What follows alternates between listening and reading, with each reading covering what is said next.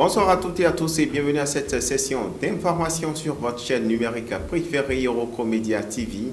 Une série d'informations que nous ouvrons bien entendu par la Guinée-Conakry, là-bas justement où Mamadi Doumbouya vient d'être investi et à cette occasion, Patrice Talon, président de la République du Bénin, lui adresse toutes ses félicitations. Patrice Talon donc qui lui a adressé ses vives félicitations au président élu de la Guinée à l'issue donc de l'élection présidentielle du 28 décembre 2025. Eh bien, le chef de l'État béninois lui a souhaité ses vœux en plein succès dans l'accomplissement de ses hautes fonctions.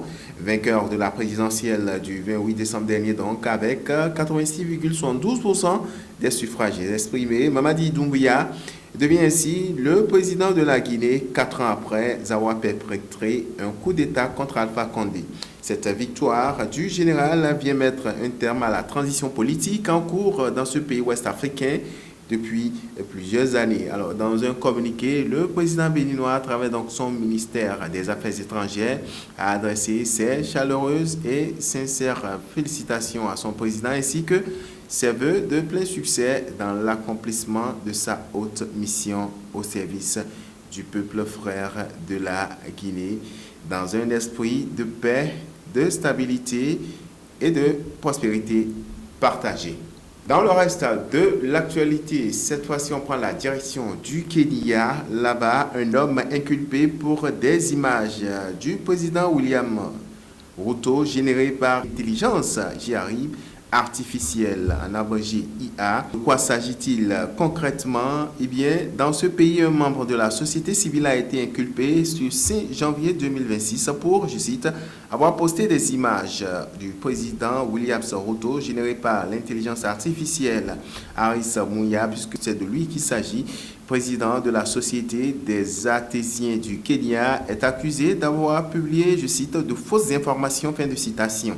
En détention depuis le 2 janvier 2026, il a été libéré après le paiement en espèces d'une somme de 3 300 €.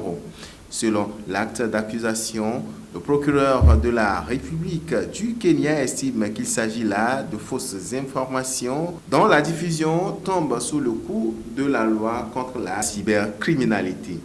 En cause par exemple, une image générée par l'intelligence artificielle du 30 qui entache la crédibilité du président Ruto et qui semblerait être moribonde. Terminons, mesdames, messieurs, cette session d'information par l'Israël où justement ce pays maintient son interdiction d'accès à la bande de Gaza pour les journalistes étrangers malgré le cessez-le-feu en vigueur dans le territoire palestinien.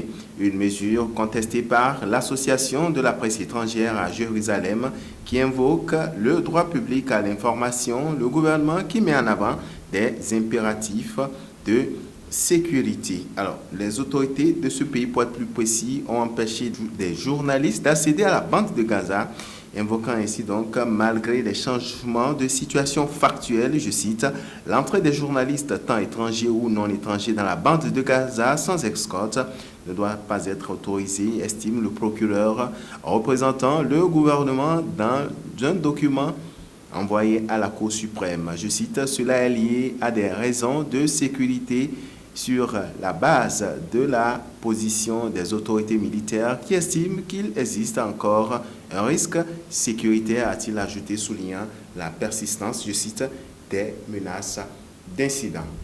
Et voilà qui vient mettre un terme à cette édition que je vous remercie d'avoir suivi. Merci à toutes les équipes rédactionnelles, merci également à toutes les équipes techniques. D'ici là, portez-vous bien.